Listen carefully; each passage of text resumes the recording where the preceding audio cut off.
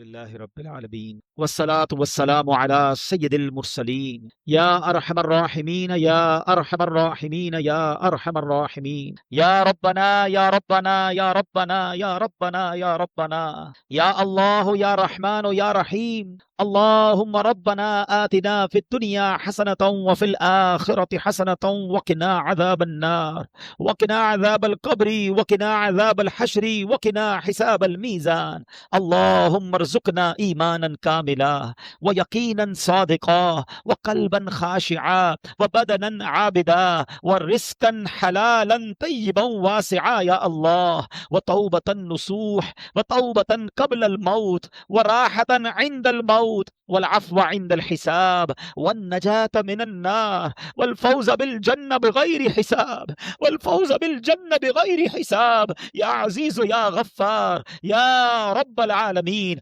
اللهم إنك عفو كريم تحب العفو فاعف عنا يا كريم فاعف عنا يا غفور اللهم أجرنا من النار اللهم أجرنا من النار اللهم أجرنا من النار اللهم إنا نسألك الأمن يوم الخوف اللهم إنا نسألك الأمن يوم الخوف ربنا لا تؤاخذنا يوم القيامة ربنا حاسبني حسابا يسيرا اللهم ربنا حاسبني حسابا يسيرا اللهم ارزقنا حجا مبرورا وسعيا مشكورا وذنبا مغفورا وتجارة لن تبور يا عالم ما في الصدور أخرجنا يا الله من الظلمات إلى النور أخرجنا يا الله من الظلمات إلى النور اللهم ارحمهما كما ربياني صغيرا اللهم ارحمهما كما ربياني صغيرا رب کریم اے ڈوبتوں کو بچانے والے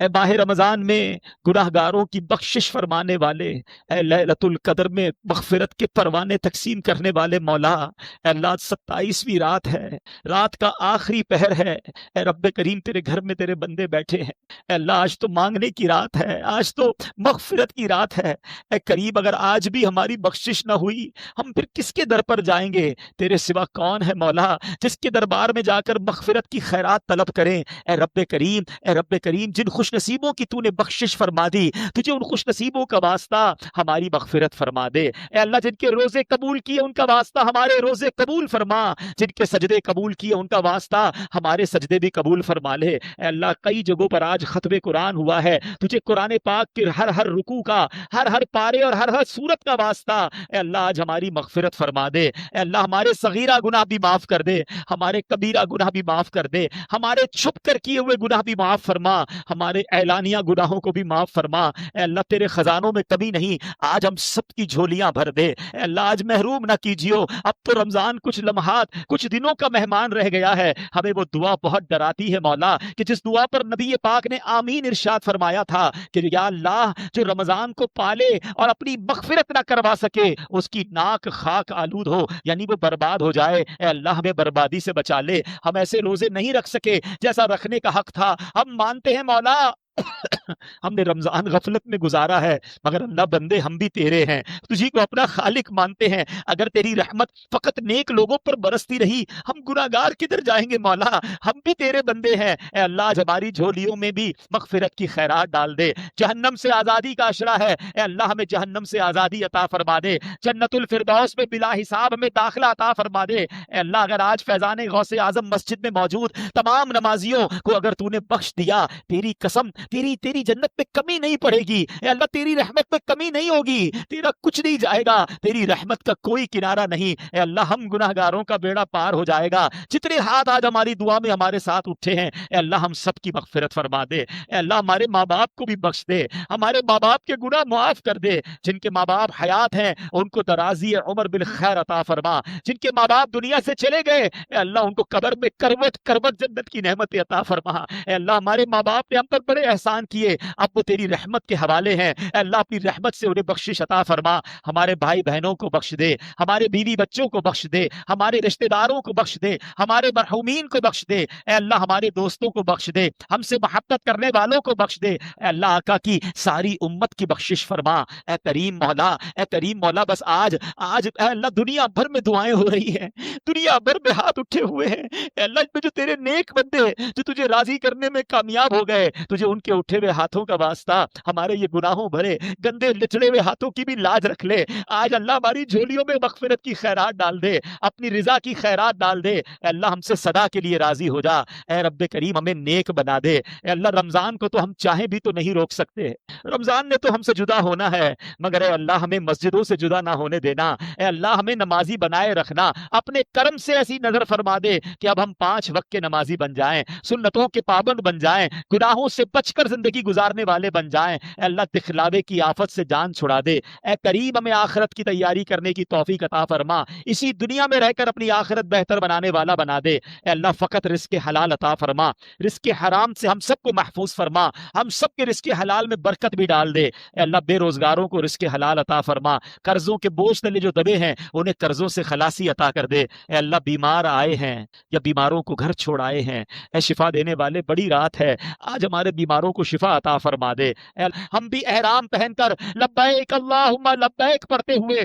تیرے کعبے پر آنا چاہتے ہیں، کعبے کا طواف نصیب فرما، صفا مروہ کے درمیان سعی نصیب فرما، حجر اسود کا دیدار نصیب فرما، کعبے کے سامنے کھڑے ہو کر آب زمزم پینا نصیب فرما، اور پھر تڑپتے ہوئے روتے ہوئے نبی پاک کے در دولت کی حاضری عطا فرما۔ مدینے کی گلیاں دکھا دے، مدینے کی بہاریں دکھا دے، سبز گنبد و مینار دکھا دے، سنہری جالیوں کے روبرو کھڑے ہو کر صلاۃ و سلام پڑھنا نصیب فرما۔ اے کریم جتنے ہاتھ اٹھے ہیں تو سب کے نام بھی جانتا ہے، کام بھی جانتا ہے، جو پریشانیاں ہیں مولا آج تو مانگنے کی رات ہے، پریشانیوں کو خوشیوں میں بدل دے، دکھوں کو غموں کو خوشیوں میں بدل دے۔ اے اللہ ہماری مشکلیں آسان کر دے، رکاوٹیں دور فرما دے، جس کی کسی نے حق دبا لیا، رقم دبا لی، اے اللہ وہ پیسے وہ حق اسے واپس عطا ہو جائے۔ اے اللہ ہمیں ظالموں کے ظلم سے بچا، حاسدوں کے حسد سے بچا، بد نظروں کی بد نظری سے بچا، شیطان کے شر سے بچا، جادو ٹونے آسیب سے بچا، زمینی اور آسمانی بلاؤں سے بچا، زلزلوں طوفانوں اور وائرسوں سے بچا۔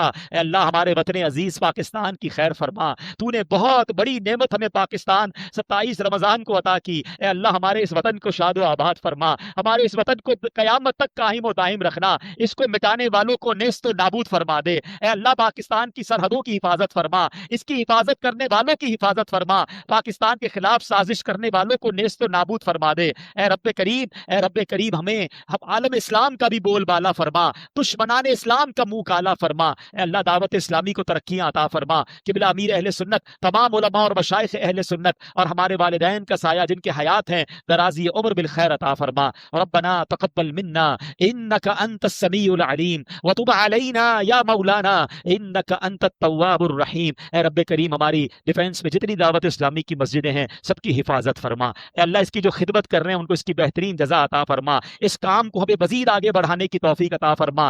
FEN جو ہماری خواتین کے لیے ڈیفنس کی خواتین کے لیے جو شعبہ بنایا گیا، ہمیں خود بھی اپنے گھر والوں کو بھیج کر اپنے گھر والوں کی بہترین تربیت کرنے اور کروانے کی توفیق عطا فرما۔ اے رب کریم ہمیں دعوت اسلامی کا دست و بازو بنا دے، ہمیں مل کر اس کام کو آگے بڑھانے والا بنا دے، ہماری مدد فرما، ہمارے مددگار پیدا فرما۔ ربنا تقبل منا انك انت السميع العليم وتب علينا يا مولانا انك انت التواب الرحيم ببركة ان الله وملائكته يصلون على النبي يا ايها الذين امنوا صلوا عليه وسلموا تسليما صلی اللہ علی النبی الامی وآلہ صلی اللہ علیہ وسلم صلاۃ و سلام علیک یا سیدی یا رسول اللہ۔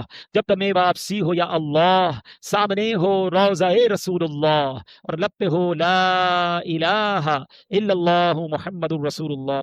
اب ہم نے غور کرنا ہے کہ ان طاق راتوں کو کیسے گزارنا ہے۔ جتنا عبادت کریں گے انشاءاللہ اتنی برکتیں ملیں گی۔ اور یہ طاق رات ہے کیسی؟ اگر لیلۃ القدر کسی کو مل گئی، حدیث پاک میں آتا ہے کہ نبی پاک فرماتے یہ وہ رات ہے کہ جس رات فرشتے آسمان دنیا سے زمین پر تشریف لاتے ہیں۔ حدیث پاک کا خلاصہ ہے فرشتے مسلمانوں کی دعاؤں پر آمین کہتے ہیں، بلکہ مسلمان جو عبادت میں مصروف ہوتے ہیں ان سے فرشتے مصافحہ کرتے ہیں۔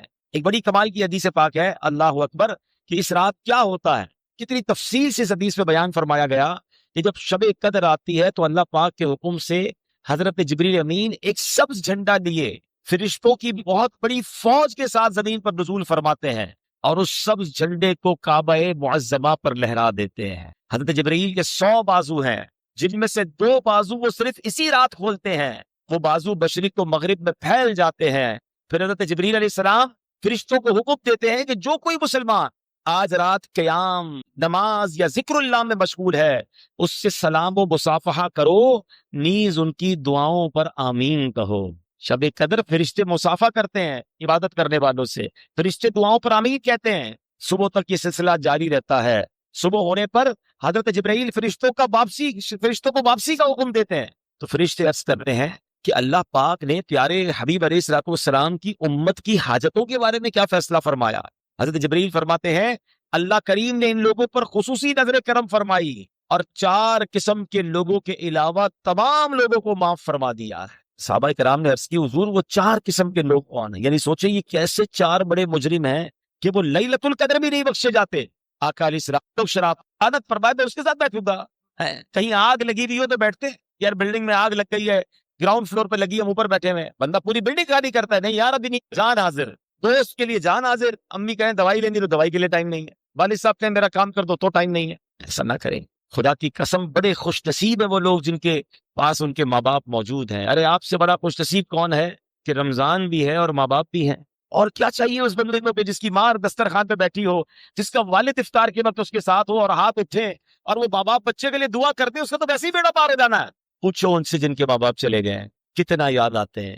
رمضان میں تو بہت زیادہ یاد آتا کہ ماں ہوتی تو افطار ساتھ کرتے، والد ہوتے تو افطار ساتھ کرتے، کیا دن تھے جب ماں باپ ساتھ تھے۔ اب نہیں ہے، اب ان سے بات کرنی ہے تو قبرستان جانا پڑتا ہے۔ آپ کے پاس ہے تو قدر کیجیے نا، کیوں دل دکھاتے ہیں ان کا، کیوں ستاتے ہیں ان کو؟ پریورٹی دیں اپنے ماں باپ کو، خدا کے واسطے۔ آپ سن رہے ہیں کہ لیلۃ القدر ماں باپ کا نافرمان نہیں بخشا جائے گا۔ تیسرے نمبر پر فرمایا رشتہ داری کاٹنے والا، چھوٹی چھوٹی بات پر رشتے ختم کر دیے۔ ہم فلاں بھائی سے نہیں ملتے، فلاں چاچا کے گھر نہیں جاتے، فلاں خالہ سے بات نہیں کریں گے۔ کیوں نہیں کریں گے بھائی؟ وہ دعوت میں نہیں بلایا تھا، تحفہ نہیں بھجوایا تھا، سب کو بانٹا ہمیں نہیں دیا تھا۔ چھوٹی چھوٹی بات پر رشتہ داری کاٹ دی۔ نہیں میرے پیارے صاحب، شب قدر ہو سکتا ہے آج کی رات ہی شب قدر ہو، کوئی 5 طاق راتوں سے کوئی ایک رات ہے نا۔ خدا کے واسطے اگر کسی رشتہ دار سے رشتہ داری کھاٹی ہے، اگر کوئی شرعی مجبوری نہیں ہے تو ان سے دوستی کر لیں، معافی مانگ لیں، رشتہ جوڑ لیں، ان کو بھی بتائیں کہ لیلۃ القدر آنے والی ہے، چلو یار باتیں ختم کرتے ہیں، دوستی کرتے ہیں، محبت کرتے ہیں، کوئی تحفہ بھیجیں ان کے گھر پہ، کیونکہ ایسا نہ ہو کہ اس ایک بری عادت کی وجہ سے جن لوگوں کی بخشش ہو میرا نام ان میں سے نکال نہ دیا جائے۔ چوتھے نمبر پر فرمایا عام مسلمانوں سے قطع تعلق کرنے والا، یعنی آپ سوچیں شریعت کو کتنا پسند ہے کہ مسلمان مل کر رہیں، پیار سے رہیں، لڑائیاں نہ کریں۔ یعنی دو الگ کیٹیگری بنائی، رشتہ داری کاٹنے والا بھی نہیں بخشا جائے گا، عام مسلمانوں سے بھی قطع تعلق کرنے والا نہیں بخشا جائے گا۔ تو اب آپ غور کر لیں، رشتہ دار تو چیک کرنے ہی کرنے، عام مسلمانوں میں کن کن سے لڑائی رکھی ہوئی ہے، کن کن سے بات چیت بند ہے، سب سے معافی مانگ لیں، سب سے دوستی کر لیں، کیونکہ مجھے بخشش چاہیے، مجھے بخشا جانا چاہیے، ورنہ نہیں بخشے گئے تو برباد ہو جائیں گے۔ میرے آقا علیہ السلام کی وہ آمین یاد رکھیں۔ حضرت جبریل امین نے دعا کی تھی نا، یا اللہ جو رمضان کو پائے اور اپنی مغفرت نہ کروا سکے وہ ہلاک و برباد ہو جائے، تو اللہ کے نبی علیہ السلام نے اس پر آمین فرمایا تھا۔ تو کیا معلوم اللہ نہ کرے، دیکھیں یہ بات تو طے ہے کہ جو رمضان کو پا کر مغفرت نہیں کروا سکے گا وہ برباد ہوگا، نبی پاک نے آمین کہا۔ اب 5-6 دن رہ گئے ہیں، ہمیں نہیں پتا ہماری بخشش ہوئی کہ نہیں۔ اب یہ 5-6 دن نہایت توجہ، نہایت گریہ وزاری اور ان 4 بڑے گناہوں سے توبہ کر کے گزارنے ہیں کہ نہ شراب پینی، نہ قریب جانا ہے، نہ جناب ماں باپ کو ستانا ہے، نہ رشتہ داروں سے قطع تعلق کرنا ہے، یا نہ مسلمانوں سے قطع تعلق کرنا ہے۔ تو انشاءاللہ آپ دیکھیں گے کہ کس طرح اللہ کی رحمت برستی ہے۔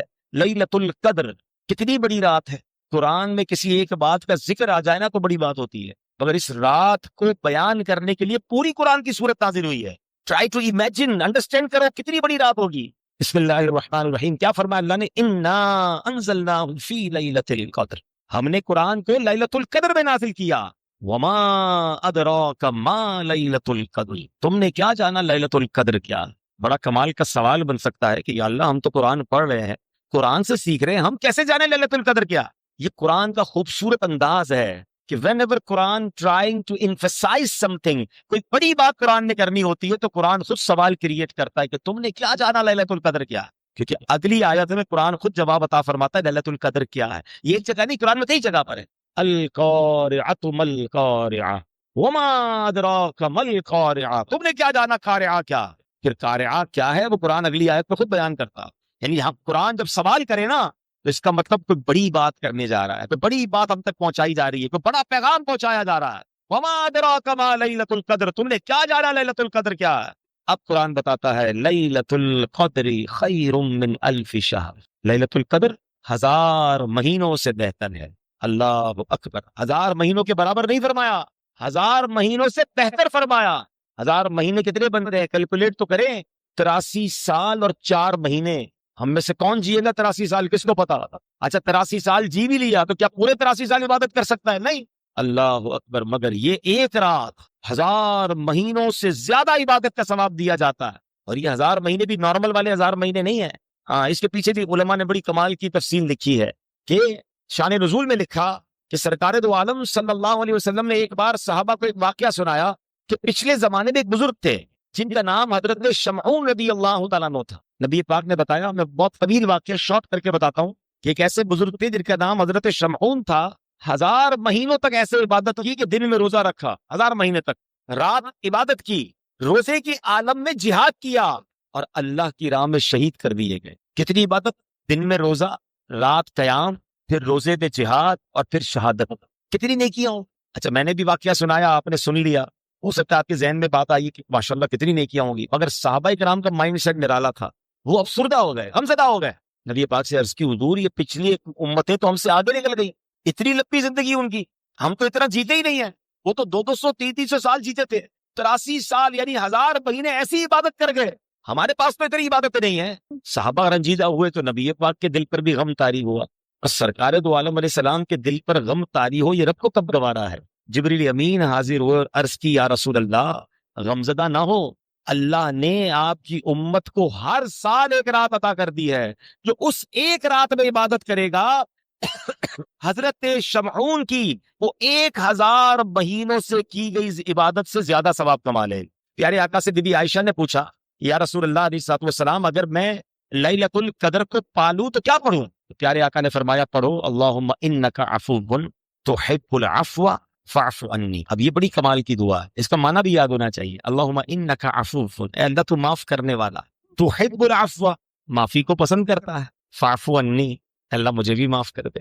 کیا پیارا انداز ہے. تو یہ مغرب کے بعد سے کنٹینیو پڑھتے رہے، 5 طاق راتوں میں اس کو یاد کر لیں اور زیادہ سے زیادہ پڑھیں. ایک بات تو یہ ہو گئی. دوسرا ایک کام یہ کریں کہ چند ویرائٹی کے ساتھ مختلف نیکیاں کر لیں. مثال کے طور پہ جو عشاء اور فجر کی نماز با جماعت پڑھتا ہے اس کو پوری رات عبادت کرنے کا ثواب ملتا ہے. یہ تو پورا سال کرنا چاہیے، مگر ان طاق راتوں میں تو پکڑ لے گا. عشاء با جماعت، فجر بھی با جماعت، تراویح پوری پڑھے، با جماعت پڑھے، 2 کام ہو گئے. تیسرا آپ کچھ نہ کچھ ذکر و اذکار کریں. یعنی ایک آج 4 طاق راتیں رہ گئی نا، 313 بار درود پاک، ایک کلمہ پاک کی تسبیح، سبحان اللہ، الحمدللہ، اللہ اکبر، اس کی تسبیح. ٹھیک ہے، تو یہ کچھ ذکر و اذکار کر لیں. قرآن پاک ضرور کچھ پڑھیں، سورہ ملک پڑھ لیں یا ہو سکے تو پورا ایک پارہ پڑھیں، سورہ یاسین پڑھیں. پھر اس کے بعد کچھ نہ کچھ صدقہ و خیرات کریں. تمام طاق راتوں میں 4 راتیں رہ گئی، 4 لفافے بنا لیں، بے شک 100 روپے کے بنا لیں، جتنی آپ کی حیثیت، 500، 1000، 5000 جو آپ کو اللہ نے دیا. اور ہر طاق رات کچھ نہ کچھ اللہ کی راہ میں خرچ کریں. کسی غریب شخص کو دے دیں، کسی جس کو آپ بہتر سمجھتے دے دیں، کسی نیکی کے کام میں خرچ کر لیں. اگر والدین حیات ہیں تو ان تمام طاق راتوں میں ان کے ہاتھ چومیں، ان سے دعائیں لیں. چلے گئے ہیں تو قبرستان جا سکتے ہیں تو قبرستان جائیں. یہ 5-7 کام بن رہے ہیں، یہ سارے کام کر لو گے نا اگر تمام طاق راتوں میں. ان میں جو رات بھی لیلۃ القدر ہوئی آپ کی ساری عبادتیں ملٹی پلائی بائی لیلۃ القدر خیر من الف شہر ہو جائیں. ہر عبادت 1000 مہینوں سے بہتر ہو جائے گی. پلان کر کے ٹارگٹ کر کے رات گزارو نا. دنیا میں پتہ چلتا ہے اسکیم کھل رہی ہے، رات کو ویب سائٹ کھلے گی، ساری رات میں بیٹھے ہوتے ہیں یار میری بکنگ ہو جائے. ہر چیز میں دماغ چلتا ہے. یہ تو قرآن نے اسکیم دی ہے، قرآن نے آفر کی ہے. ایک رات ہے اور 1000 مہینوں سے بہتر ہے. ساری زندگی کی میری عبادت ایک طرف اور ایک رات کی عبادت ایک طرف. تو عقل مند کون ہے کہ اس رات کو ٹارگٹ کرے؟ تو خدارا یہ راتیں مسجد میں گزاریں. جن جن مساجد میں صلاۃ التسبیح کی نمازیں ہو رہی ہیں وہ پڑھیں، تراویح پڑھیں، عبادت کریں، علم و دین کی محفل میں بیٹھ جائیں. ماشاءاللہ کئی مساجد میں طاق راتوں میں بیانات ہو رہے ہیں، علماء کی محفل میں بیٹھے، مدنی مذاکرہ مدنی چینل پر دیکھ لیں. اس سے فائدہ کیا ہوگا کہ رات عبادت میں گزرے گی اور انشاءاللہ وہ رات پھر جبریل امین اور فرشتوں سے ملاقات بھی ہو جائے گی انشاءاللہ. جب آپ عبادت میں مصروف ہوں گے تو انشاءاللہ ہماری دعاؤں پر وہ آمین بھی کہیں گے۔ البتہ علماء نے کچھ اشارے بھی دیے ہیں، مختلف اس میں اقوال ملتے ہیں۔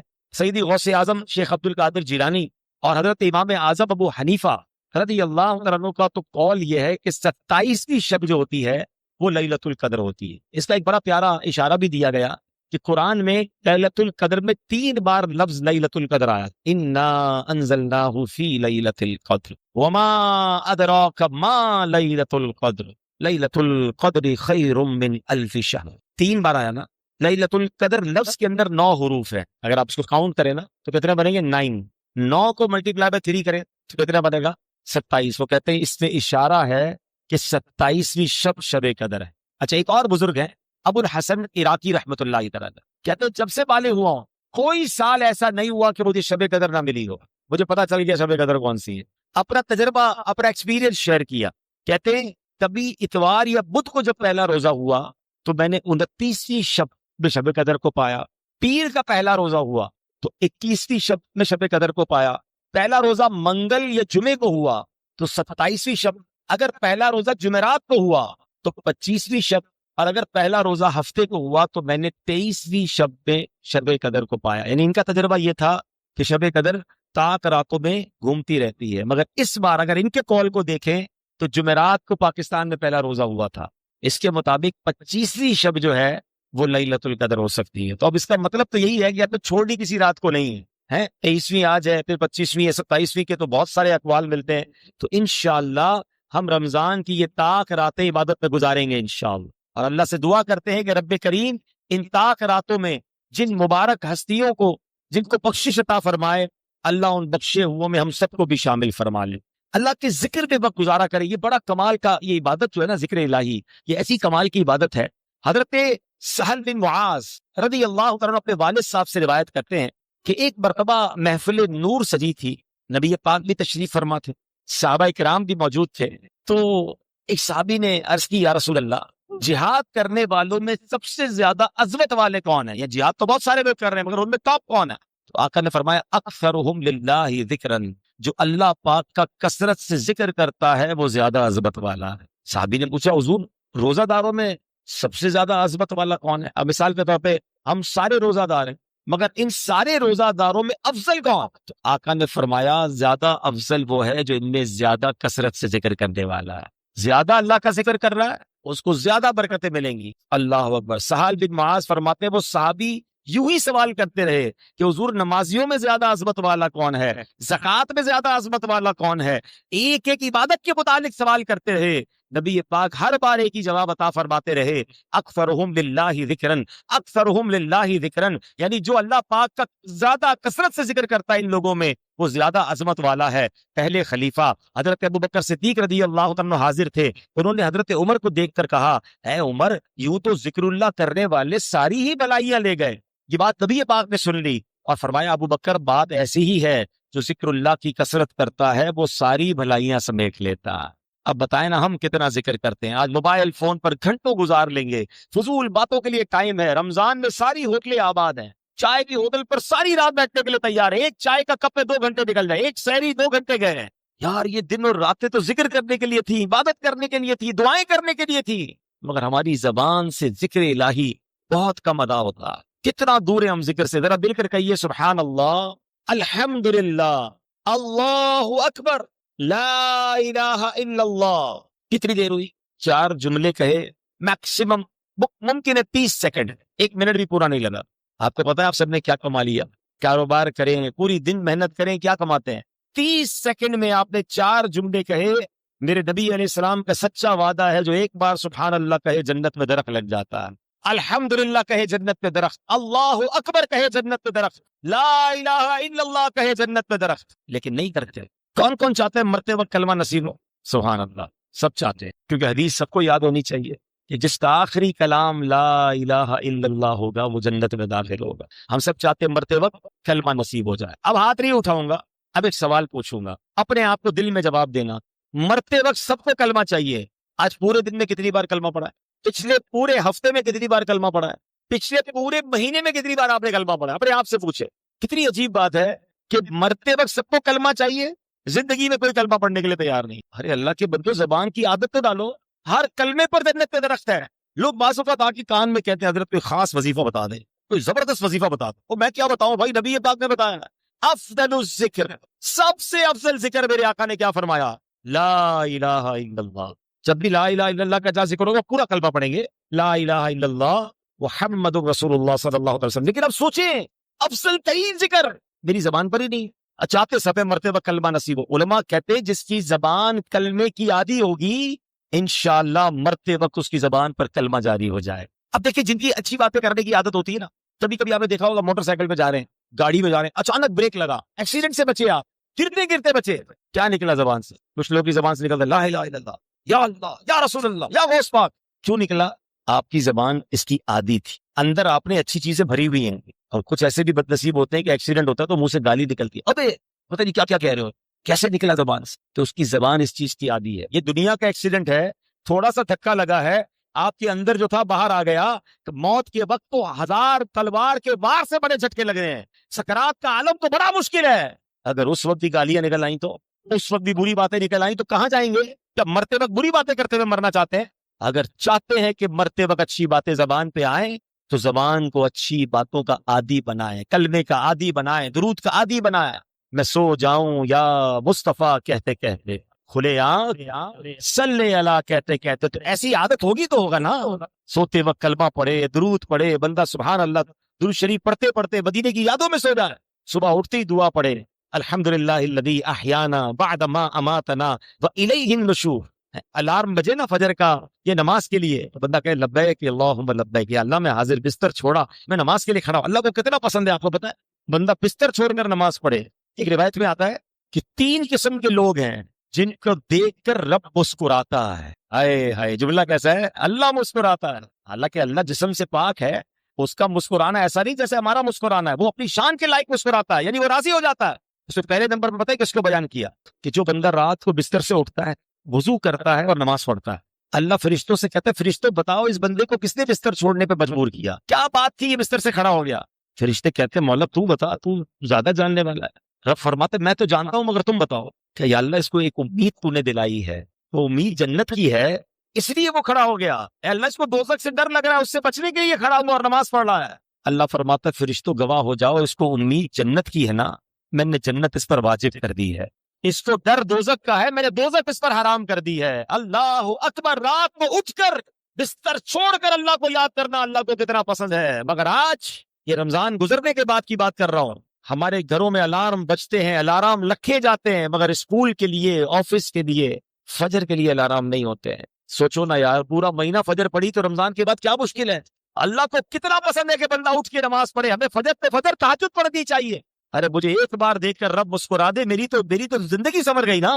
مگر ہم سوچیں کہ ہم راتیں کیسے بتاتے ہیں. ذکر الہی کی بات ہو رہی ہے, اللہ کریم قرآن میں فرماتا یا ایھا الذین آمنوا اذکروا اللہ ذکرا کثیرا. اے ایمان والو اللہ تو بہت یاد کرو. رسول اکرم علیہ السلام نے فرمایا اللہ کا ذکر اتنی کثرت سے کرو کہ لوگ تمہیں دیوانہ کہنے لگے. ایک اور جگہ نبی کریم عز و جل ارشاد فرماتا ہے فَاذْكُرُونِي أَذْكُرْكُمْ وَاشْكُرُوا لِي وَلَا تَكْفُرُونَ. تو میری یاد کرو, میں تمہارا چرچا کروں گا, اور میرا حق مانو اور میری ناشکری نہ کرو. تفسیر معینی میں اس آیت کریمہ کا ذرا خلاصہ سنیے گا, ایمان تازہ ہو جائے گا. مفتی صاحب فرماتے اللہ فرماتا ہے لوگوں میرا ذکر کرو, اس کا نتیجہ یہ ہوگا کہ عالم میں تمہارا چرچا ہوگا. تو مجھے اطاعت سے یاد کرو, میں تمہیں رحمت سے یاد کروں گا. تو مجھے دعا میں یاد کرو, میں تمہیں عطا سے یاد کروں گا. تو مجھے حمد و ثنا سے یاد کرو, میں تمہیں نعمت سے یاد کروں گا. تو مجھے دنیا میں یاد کرو, میں تمہیں آخرت میں یاد فرماؤں گا. تو مجھے راحت و آرام میں یاد کرو, میں تمہیں مصیبت و بلا میں یاد کروں گا. آرام آتا ہے تو ذکر بھول جاتے ہیں. ارے راحت میں رب کو یاد کرو, رب مصیبت میں یاد فرمائے گا. تم مجھے نیکیوں میں تلاش کرو, نیکیاں کر کے یاد کرو, میں تمہیں ہدایت میں یاد کروں گا. اے لوگو تم کہو یا ربی, اے میرے رب, میں کہوں گا عبدی, اے میرے بندے. تم کہو میں گناہگار ہوں, میں کہوں گا میں غفار ہوں۔ اللہ اکبر۔ حدیث قدسی میں ہے، اللہ پاک ارشاد فرماتا ہے بندہ میرا ذکر کرتا ہے میں اس کے ساتھ ہوتا ہوں، اگر وہ دل میں مجھے یاد کرے میں اسے اکیلا ہی یاد کرتا ہوں، اگر وہ مجمع میں مجھے یاد کرے میں اس سے بہتر مجمع میں یعنی فرشتوں میں اسے یاد کرتا ہوں۔ اب بتاؤ نا کیوں نہ اللہ کا ذکر کریں کہ جب میں رب کا ذکر کروں تو رب سبحان اللہ اپنے کرم سے مجھے یاد فرمائے۔ ایک بار حضرت پیر مہر علی شاہ صاحب کتنے بڑے بزرگ ہیں، بابا فرید کے بازار پر ہر سال جاتے تھے، تو کسی بد مذہب نے کہا کہ آپ اتنے بڑے ولی ہو کر اتنے بڑے عالم ہو کر مزار پہ آتے ہیں اور ہر سال آتے ہیں، تو بابا فرید کے بازار پر پیر مہر علی شاہ صاحب کیا کمال کا جواب دیتے ہیں، بولتے فرماتے میں تو یہاں آیت قرآن کی تفسیر دیکھنے آتا ہوں۔ تو فرمایا مزار پر کون سی تفسیر ملتی ہے؟ کہا رب نے فرمایا ہے نا فَاذْكُرُونِي أَذْكُرْكُمْ، تم میری یاد کرو میں تمہارا چرچا کروں گا۔ میں دیکھنے آتا ہوں کہ بابا فرید نے ساری زندگی رب کا ذکر کیا ہے، اللہ نے مخلوق کی زبان پر حق فرید یا فرید جاری کر دیا، اللہ نے اس کے چرچے کو کیسا بلند کیا ہے، اللہ اکبر۔ تو پتا کیا چلا، جو رب کا ذکر کرتا ہے اللہ اس کے ذکر کو بلند کر دیتا ہے۔ ایسے ہی نہیں ہماری زبانوں پر داتا حضور کا ذکر ہے، ایسے ہی نہیں ہم غوث پاک کا ذکر کرتے ہیں، ایسے ہی نہیں ہم جناب امام اعظم کے چاہنے والے ہیں، انہوں نے اللہ کا ذکر کیا ہے، اللہ نے ساری دنیا میں ان کے ذکر کو بلند کر دیا ہے۔ تو اے میرے پیارے اسلامی بھائیوں، یہ آخری دن رمضان کے ذکر اللہ کی عادت ڈالنے کے ہیں، زبان کو فضول نہ رہنے دیں، اور صرف زبان سے ذکر نہیں، اپنے بدن سے ذکر کیسے ہوگا؟ جب میں اور آپ نماز پڑھتے ہیں تو پوری باڈی اللہ کا ذکر کر رہی ہے، یہ پوری باڈی اللہ کا شکر ادا کر رہی ہے، تو نماز کی عادت بھی رکھنی ہے۔ میں رب کریم سے دعا کرتا ہوں اللہ ہمیں رمضان کے بعد بھی 5 وقت کا نمازی بنائے رکھے، ہم رمضان کے بعد بھی مسجدوں سے جڑے رہیں، ہم رمضان کے بعد بھی عبادت گزار رہیں۔ اور اے میرے پیارے اسلامی بھائیوں، رمضان کے بعد نیک رہنا چاہتے ہیں تو اچھا ماحول اپنائیے، اور دعوت اسلامی کا ماحول ہمارے سامنے ہے جہاں کروڑوں لوگوں کو گناہوں کی عادت چھڑوا کر نیکیوں کی راہ پر دعوت اسلامی نے لگایا۔ ہم اس ماحول سے وابستہ رہیں، اور اس مہینے میں ایک گزارش اور کروں گا کہ جہاں ہم اپنی زکوٰۃ اپنے عطیات دیتے ہیں بالکل دینے چاہیے، اس میں پہلا حق ہمارے اپنے غریب رشتہ داروں کا ہے، اور اس کے بعد دعوت اسلامی جو ماشاءاللہ دنیا بھر میں دین متین کی خدمت کر رہی ہے، اپنے ڈونیشن میں اپنی زکوٰۃ میں دعوت اسلامی کا ساتھ دیں تو انشاءاللہ یہ دین کا پیغام اور آگے بڑھے گا۔ آخری بات فطرے کے حوالے سے کر لوں، فطرہ واجب ہے اور یہ عید کی نماز سے پہلے دینا ہوتا ہے، لیکن ہو سکے تو رمضان میں دے دیں تو اس کا ثواب زیادہ ملتا ہے۔ کل جمعہ ہے اور ہو سکتا ہے کل جمعۃ الوداع ہو، تو جمعۃ الوداع کی نیکی تو سبحان اللہ، تو ہو سکے تو کل ہی فطرہ دے دیں، اور فطرہ جو ہے وہ ہمیں اپنی حیثیت کے مطابق دینا چاہیے۔ حدیثوں میں 4 قسم کا فطرہ بیان ہوا، گندم کا، جو کا، کشمش کا، کھجور کا۔ تو نارمل اسلامی بھائی ہیں، مڈل کلاس غریب لوگ ہیں، وہ اگر گندم کا فطرہ دے تو ٹھیک ہے، مگر وہ جن کو اللہ نے نوازا ہے، بہترین سحری افطاریاں کروائی ہیں، عید کے بہترین کپڑے جنہوں نے تیار کیے ہیں، تو ان کو پھر فطرہ بھی اپنی حیثیت کے مطابق بہترین دینا چاہیے۔ تو اس کے لیے بھی گزارش کروں گا کہ فطرے میں بھی اپنی دعوت اسلامی کو یاد رکھیں۔ رب کریم ہم سب کا جمع ہونا اپنی بارگاہ میں قبول فرمائے، اللہ اس مسجد کو شاد و آباد فرمائے، اور اس کو آباد کرنے والوں کے گھروں کو بھی آباد فرمائے، آمین بجاہ النبی الامین صلی اللہ علیہ وسلم۔ کرنے کی پکی نیت رکھو، اور اگر آج فرض ہو گیا تو اس کی تاخیر نہ کریں۔ تو پتہ چلا کلمہ جو ہے وہ جنت کی چابی تو ہے، لیکن جناب والا اس کے دندانے بھی ہیں، اور اس کے دندانے کیا ہیں؟ اس کے دندانے یہ ہیں کہ نماز پڑھے، روزہ رکھے، اور حج فرض تو حج ادا کرے، زکوٰۃ کی شرائط پائے جائے تو زکوٰۃ دے، پھر دیکھیں انشاءاللہ یہ جنت کی چابی کیسے کام کرتی ہے۔ حضرت نوح علیہ السلام نے ایک بار اپنے بیٹے کو کمال کی نصیحت فرمائی۔ حضرت نوح علیہ السلام کا آخری وقت آ گیا، آپ نے اپنے بیٹے کو نصیحت کرتے ہوئے فرمایا بیٹا میں تمہیں 2 باتوں کا حکم دیتا ہوں اور 2 باتوں سے منع کروں گا۔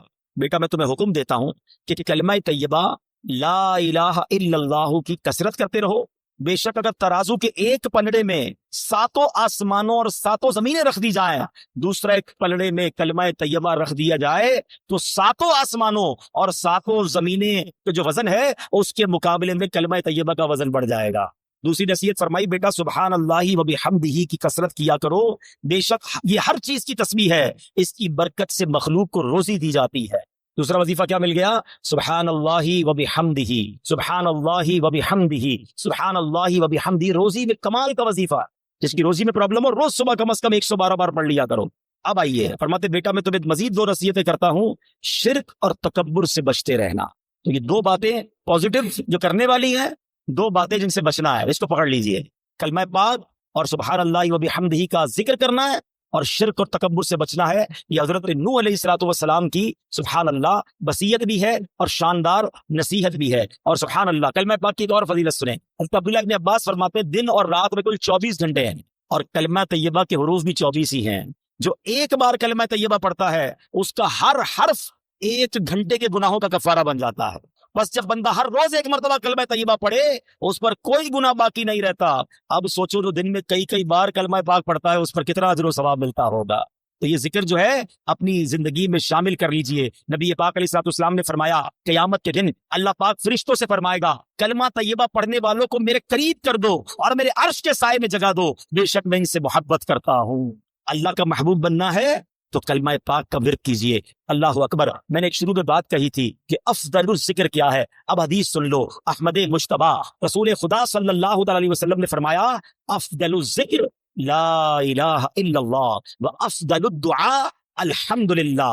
آقا فرماتے ہیں افضل ذکر ہے لا الہ الا اللہ اور افضل دعا ہے الحمدللہ. سبحان اللہ. کلمہ پاک بھی پڑھنا ہے اور بات بات پر اللہ کا شکر بھی ادا کرنا ہے. بہرحال میرے پیارے اسلامی بھائیوں اب ایک اور اہم بات سبحان اللہ کہ ہمیں جب آخری وقت کسی کا آ جائے نا، کسی مردے کا کسی شخص کا آخری وقت انتقال کا وقت قریب آ جائے تو اس وقت اس کے پاس جا کر کلمہ پاک کی تلقین کرنی چاہیے، کلمہ سکھانا چاہیے.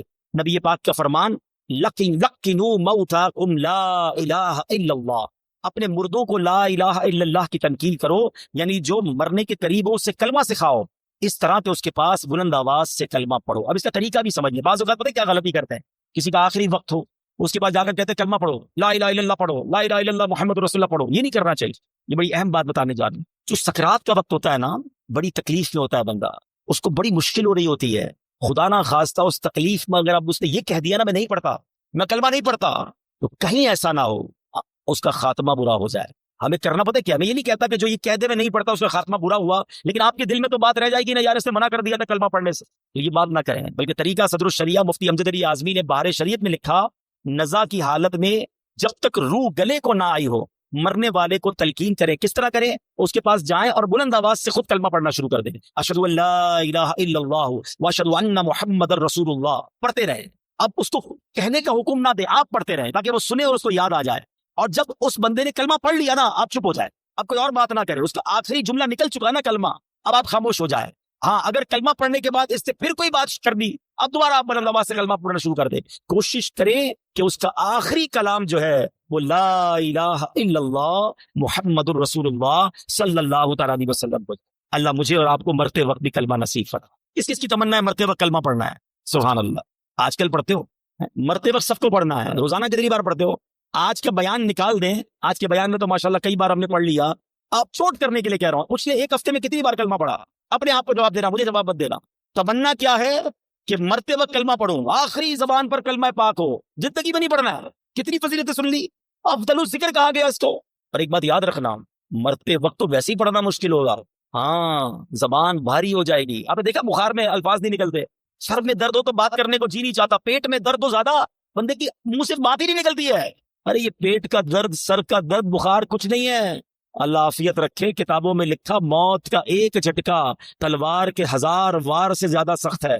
کیسے پڑھو گے کلمہ جب پوری زندگی نہیں پڑھتے تھے؟ یہ سوچنے والی بات ہے. ایک بزرگ کی بات مجھے ایسی دل پہ لگی ہے، یقین کریں. کیا جملہ کہہ گئے، کہتے ہیں اپنی زبان کو کلمے کا عادی بناؤ تاکہ جس دن زبان بھاری ہو جائے اس دن تمہاری زبان سے کلمہ ادا ہو جائے. عادت ہوگی تو نکلے گا نا. عادت ہی نہیں ہے کلمہ پڑھنے کی، کئی دن گزر جاتے ہیں. ارے ہونا کیا چاہیے کہ میں صبح ایک تسبیح کلمہ پاک کی پڑھوں، شام ایک تسبیح کلمہ پاک کی پڑھوں، جب موقع ملے زبان سے لا الہ الا اللہ محمد الرسول اللہ نکلتا رہے. پڑھتے ہی نہیں ہے. اچھا اس کو میں ایک اور طریقے سے سمجھاتا ہوں. یہ جو گندی محفلیں، بری محفلیں، برے دوستوں کے ساتھ بیٹھتے نا، نہ بیٹھا کرو. گانے سننا، فلمیں دیکھنا، غیبتیں کرنا، گالیاں دینا. پہلے ایک بات یاد رکھیں، یہ جو ہمارا دماغ ہے نا، کمپیوٹر کا سی پی یو پتہ ہے اس میں کیا ہوتا ہے؟ ڈیٹا ہوتا ہے. آپ سرچ کریں وہ نکال کے دے دیتا ہے. یہ دماغ اللہ پاک نے ایسا کمپیوٹر دیا ہے، ہمیں ایسا سی پی یو دیا ہے جس کو ڈیلیٹ کرنے کی بھی عادت نہیں ہے. دنیا کے موبائل بھر جاتے ہیں، بھائی تھوڑی سی ویڈیو ڈال دو، کمپیوٹر میں جگہ ختم ہو جاتی ہے. 50 سال کا ہو گیا ہوں میں، میرے بچپن کی ویڈیو بھی دماغ میں موجود ہے. سب کے ساتھ ایسا ہے نا؟ آپ کو بچپن کے کئی واقعات ایسے یاد ہیں جیسے آپ کی آنکھوں کے سامنے فلم چلتی ہے. یہ کدھر سیو ہے؟ ادھر سیو ہے. جس کا نام لیتا ہوں اس کی تصویر آ جاتی ہے دماغ میں. کیسے آتی ہے؟ یہ سب کی تصویریں سیو ہے. دنیا بھر کے ممالک دیکھے وہ دماغ میں سیو ہے. سب باتیں اللہ پاک نے ایسی کمال کی چیز دی ہے، سیو ہے، لیکن اگر گندی باتیں بھی سیو ہے نا تو پھر یہ خیالات میں بھی آتی ہیں. نماز میں برے خیالات لوگوں کو آتے ہیں کیونکہ فلمیں دیکھ کے نماز پڑھنے آتے ہیں نا. اور یہ بری باتیں جو دیکھو اس سی پی یو میں جانے کا طریقہ کیا ہے؟ ان پٹ ہمارے دل و دماغ میں جانے کے 3 راستے ہیں. ایک بات یاد رکھیے گا، 3 دروازے ہیں: دیکھنا، بولنا اور سننا. یہ 3 راستے ہیں، یہ شٹر ہے، سمجھ لو. ان تینوں راستوں کو پاک کر لو تاکہ اندر جو بھی جائے گا وہ پاک و صاف ہی جائے گا. جب پاک گیا نا اندر تو جھٹکا لگے گا تو نکلے گا کیا؟ پاک ہی نکلے گا نا. مثال کے طور پہ یہ گلاس ہے، اس میں پانی ہے، کوئی بھائی ادھر سے گزرے اور اس کو ٹھوکر لگا دے، کیا گرے گا اس میں سے؟ بتاؤ نا. پانی گرے گا، دودھ گرے گا. دودھ کیوں نہیں گرے گا؟ اس میں ہے ہی نہیں دودھ. مولانا صاحب کیا ہو گیا آپ کو؟ دودھ تو جب گرے گا نا جب گلاس میں دودھ ہوگا. اچھا اس میں تھوڑا سا شربت ملا دو، لال شربت ہو جائے، اب دھکا لگے گا تو کیا گرے گا؟ شربت گرے گا. سمجھ رہے ہو نا میری بات؟ یہ پریکٹیکل سے سمجھا رہا ہوں آپ کو. برتن میں جو ہوتا ہے وہی چھلکتا ہے، برتن میں جو ہوتا ہے ایسا ہی ہے. اب آؤ میں سمجھاتا ہوں. جس کے دماغ میں بری باتیں ہیں نا، گندی باتیں ہیں، بری محفلوں میں بیٹھا ہے، غلط دیکھ رہا ہے، غلط سن رہا ہے، غلط بول رہا ہے، جب دھکا لگتا ہے نا پھر وہی باہر نکلتا ہے. اب دیکھ لیں اچھے خاصے نیک نمازی جھگڑا ہو جائے کسی سے، ارے باپ رے باپ ایسی گالیاں نکلتی ہے، بندہ کہ اس کو کیا ہو گیا یار. پتا چلتا ہے کہیں بیٹھتا ہے گالیاں سنتا ہے، ٹھیک ہے نا. اور کسی شریف النفس آدمی جس نے کبھی گالیاں سنی نہیں ہے، بیٹھتا ہی نہیں پوری صحبت میں، اس کو دھکا دے دو، اس سے کسی کا جھگڑا ہو جائے، کہ یار نہیں مارو مجھے، کیوں لڑ رہے ہو بھائی، نہیں بھائی نہیں کرو، اس کے منہ سے گالی نکلے گی نہیں کیونکہ اندر گندا نہیں ہے. چلو ایک اور ایگزامپل، ایک اور مشورہ، ایک اور طریقہ. آپ کشتی میں کہیں جا رہے ہیں، اچانک جھٹکا لگا، اترتے اترتے پیر سلپ ہو گیا، کسی نے دھکا دے دیا، فوراً آپ کی زبان سے کیا نکلتا ہے؟ چیک کر لو آپ. کچھ خوش نصیب وہ ہوں گے جیسے ہی دھکا لگتا ہے نا ان کی زبان سے نکلتا ہے لا الہ الا اللہ، یا اللہ، یا رسول اللہ، یا غوث پاک. سمجھ لو اندر صحیح بھرا ہوا ہے. سمجھ رہے ہو؟ اندر آپ کا پاک بھرا ہوا ہے، جھٹکا لگ رہا ہے اچھا ہی نکل رہا ہے. مگر ایسے بھی لوگ سن رہے ہوں گے کہ جب جھٹکا لگتا ہے نا گالی نکلتی ہے، ابے تیری، ابے او، پتہ نہیں کیا کیا بولتے ہیں یار. ذرا سا موٹر سائیکل کو بریک لگے سامنے والے کو گالیاں شروع. مطلب کیا ہے؟ اندر کیا بھرا ہوا ہے؟ گندا بھرا ہوا ہے. موت کا جھٹکا لگے گا اور خطرناک جھٹکا لگے گا. اندر اچھا بھرا ہوا ہوگا نا وہ باہر آ جائے گا. اور اگر اندر برا بھرا ہوا ہوگا نا، بے حیائی، برائی، گالیاں، مارے نہ جائیں، کہیں مرتے وقت بری باتیں زبان پہ نہ آ جائیں. ہماری تمنا کیا ہے؟ کلمہ پڑھتے پڑھتے، درود پڑھتے پڑھتے، یا رسول اللہ کہتے کہتے میں وہ سنی ہوں جمیل قادری مرنے کے بعد میرا لاشا بھی کہے گا الصلاۃ والسلام. یہ پڑھتے پڑھتے جانا ہے نا. تو دنیا میں پڑھو گے تو آخرت مرتے وقت آئے گا نا زبان پہ. ادھر گالیاں دینی ہے، ادھر لڑائیاں کرنی ہے، ادھر غیبتیں کرنی ہے، اور تمنا یہ کہ مرتے وقت کلمہ نصیب ہو. نہ کرو ایسا. آج سے نیت کر جاؤ کہ اگر کلمے والی موت چاہیے تو کلمے والی زندگی بھی چاہیے. چابی اگر جنت کے دروازے کو کھولنے والی چاہیے تو چابی کے دندانے بھی تو چاہیے نا. تو اب انشاءاللہ ذکر و درود سے زبان کو قدر رکھیں گے انشاءاللہ. کیا بات ہے میرے پیرو مرشد کی، بچپن سے ان کی نعتیں سن رہے ہیں، اب حدیثیں پڑھ پڑھ کے اور سمجھ آتی ہیں کہ کیا دعائیں، کیا التجائیں امیر اہل سنت نے اپنے کلاموں میں لکھ دی ہیں. کیا خوبصورت شعر تھا. ہم بہت پرانی نعتیں اور ہم پڑھتے تھے.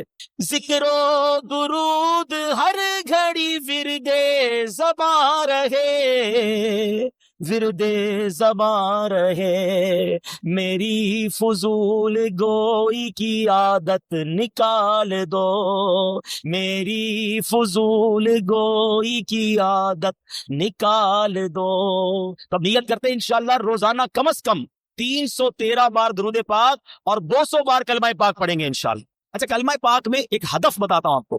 اچھا وہ کوشش کریں، 1 مہینے کا ٹارگٹ دے رہا ہوں آپ کو. اللہ کرے کہ مجھے اور آپ کو اس بار حج کی بہت ہی خوبصورت درود پاک کی فضیلت سنتے ہیں. حضرت سیدنا حفص بن عبداللہ رحمۃ اللہ تعالی علیہ کا بیان ہے کہ میں نے امام المحدثین سیدنا ابو زرعہ رحمۃ اللہ تعالی علیہ کو ان کی وفات کے بعد خواب میں دیکھا.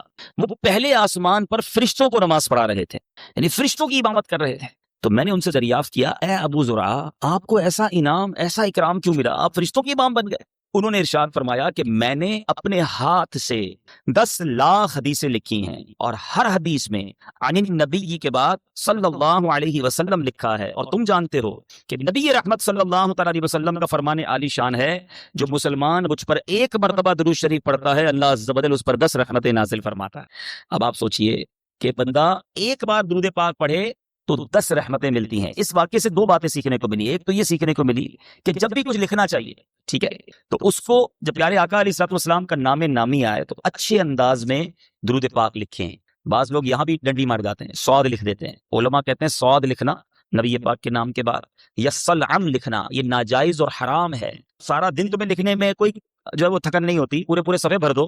جب پیارے آقا کے نام کی باری آئے تو درود پاک پہ شارٹ فارم لکھنا ہے، ایسا نہیں کرنا چاہیے، ٹھیک ہے. اسی طرح اپنے نام کے ساتھ بھی جو ایم لکھ دیتے ہیں، محمد یوسف نام ہے تو ایم یوسف یہ نہیں لکھنا چاہیے، یا تو پورا نام لکھیں، لیکن خاص طور پہ جب نبی پاک کی بات آئے تو پورا درود پاک لکھیں. اور علماء فرماتے ہیں جب تک وہ درود لکھا رہے گا جب تک لکھنے والے کو ثواب ملتا رہے.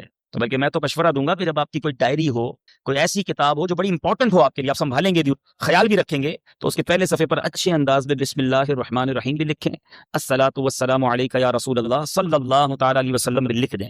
یہ جب تک لکھا رہے گا آپ کو ثواب ملتا رہے گا. ہاں اس کا خیال بھی رکھیں. ایک بات دوسری اس روایت سے کیا سمجھ آئی کہ ایک بار درود پڑھنے پر 10 رحمتیں. ٹھیک ہے، تو یہاں بہت سارے امپلائیز ہیں جو کام کرتے ہیں، بہت سارے ایسے ہیں جو مہمان ہیں. آپ سوچیں ہمارا سارا دن ٹھیک ہے مصروف گزرتا ہے، مگر بہت سارے کام ایسے ہیں جو ہاتھوں سے کر رہے ہوتے ہیں، ہماری زبان فارغ ہوتی ہے. ہم چاہیں تو ہاتھ بھی کام کرتے رہیں اور زبان بھی نیکیاں کماتی رہے. اب تو ڈرائیونگ کر رہا ہے، گاڑی چلا رہا ہے، موٹر سائیکل چلا رہا ہے، زبان تو فارغ ہے نا. کئی بدنصیب گاڑی چلاتے ہوئے گانے گا رہے ہوتے ہیں، موٹر سائیکل چلاتے ہوئے بھی جناب گنگنا رہے ہوتے ہیں. کیا ہی اچھا ہو کہ میں گاڑی بھی چلا رہا ہوں تو زبان اللہ اور اس کے رسول کا نام لیتی رہے. اسکوٹر چلا رہا ہوں تو سارا راستہ درود پڑھتا پڑھتا آ جاؤں. سارے راستے رحمتیں برس رہی ہیں نا. اسکوٹر کا ایکسیڈنٹ ہو جاتا ہے لوگوں کا، معاذ اللہ بعض اوقات گاڑی کا ایکسیڈنٹ ہو جاتا ہے، کبھی کیا پرابلم ہو جاتی ہے. ارے اللہ کے بندے تمہاری زبان درود پڑھتی رہے گی، رحمتیں نازل ہوتی رہیں گی، سفر بھی حفاظت سے گزرے گا. آپ آفس میں فیکٹری میں کام کر رہے ہیں، لیبر ہیں، جو بھی کام کرتے ہیں آپ ہاتھ سے کام کر رہے ہیں، ہاتھ کام کر رہے ہیں، زبان درود پڑھ رہی ہے، اس میں تو حرف نہیں ہے نا. تو درود کتنا آسان، الصلاۃ والسلام علیک یا رسول اللہ یہ بھی درود پاک، صلی اللہ تعالی علی محمد صلی اللہ علیہ وسلم یہ بھی درود پاک. کتنی دیر لگتی ہے؟ تو پڑھتے جائیں نا، رحمتیں لوٹتے جائیں، صبح و شام آپ پر رحمتیں برستی رہیں گی. اللہ نے چاہ بیماریاں دور ہو جائیں گی، پریشانیاں دور ہو جائیں گی. تو نیت کریں. ہمارے بزرگان دین کتنا اللہ کا ذکر اور درود کرتے تھے، زبان کا کتنا پیارا استعمال کرتے تھے. ایک بزرگ کے بارے میں آتا ہے، آپ جدھر سے گزرتے تھے درود پاک پڑھتے پڑھتے گزرتے یا ذکر اللہ کرتے کرتے گزرتے. ایک بار ایک راستے سے گزرے، دوبارہ اسی راستے سے گزرے، تو کسی نے کہا حضرت ابھی تو گزر کے گئے تھے. فرماتے ہیں ہاں گزر کر گیا تھا، مگر اس راستے سے اللہ کا ذکر کرنا بھول گیا تھا. میں چاہتا ہوں میں جس گلی سے گزروں، جس سڑک سے گزروں، اللہ کے ذکر کا اس سڑک کو، اس زمین کو گواہ کرتا ہوا جاؤں. ہم کیا کرتے ہیں؟ ہم اللہ کی زمین کو گناہوں کا گواہ کرتے ہیں. کبھی کدھر جا کر گناہ کرتے ہیں، کبھی کدھر جا کر گناہ کرتے ہیں، کبھی کس ملک میں جا کر گناہ کرتے ہیں، کبھی کس شہر میں جا کے گناہ کرتے ہیں، چھپ چھپ کر گناہ کرتے ہیں، سمجھتے کوئی نہیں دیکھ رہا. یہ زمین گواہی دے گی، یہ زمین قیامت کے دن اپنے رازوں میں اگلے گی. بندہ اس وقت کیا کرے گا جب زمین کہے گی مولا مجھ پر گناہ کیے، اس بندے نے مجھ پر بیٹھ کر شراب پی، مجھ پر بیٹھ کر جھوٹ بولا، میرے اس زمین کے حصے پر بیٹھ کر بدکاری کی، بے حیائی کی.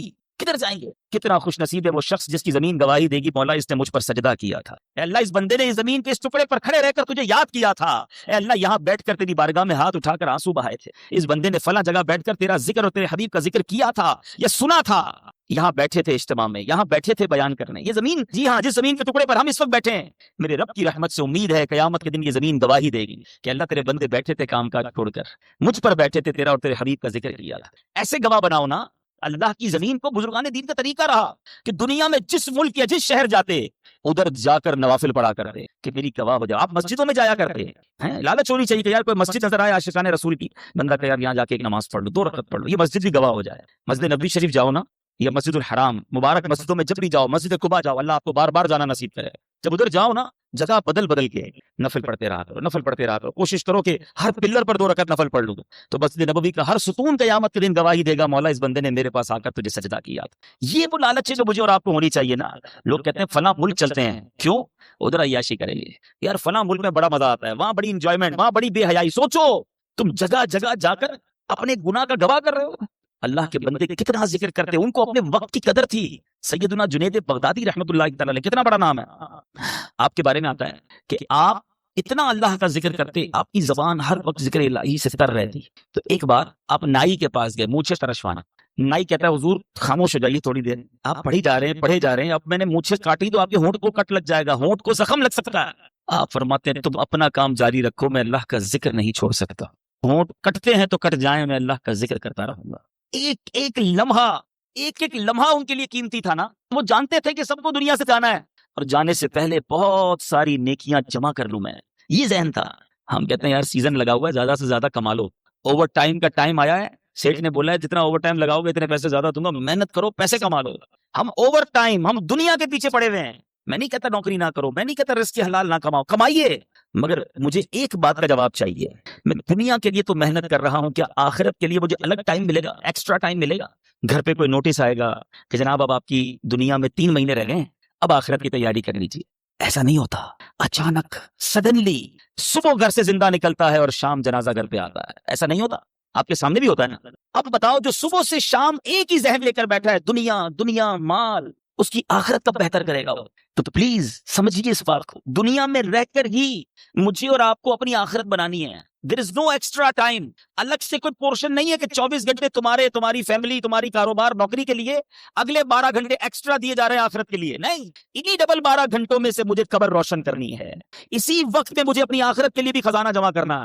جس بندے کو اوور ٹائم کی فکر ہے, اس کو آخرت میں زیادہ اعمال لے جانے کی فکر کیوں نہیں ہے؟ سمجھو میری بات کو. آپ نوکری کیجئے, کاروبار کیجئے, روزگار کمائیے, مگر اپنی زبان کو اللہ اور اس کے رسول سے ذکر سے تر بھی تو رکھیے نا. کہیے سبحان اللہ, الحمدللہ, اللہ اکبر.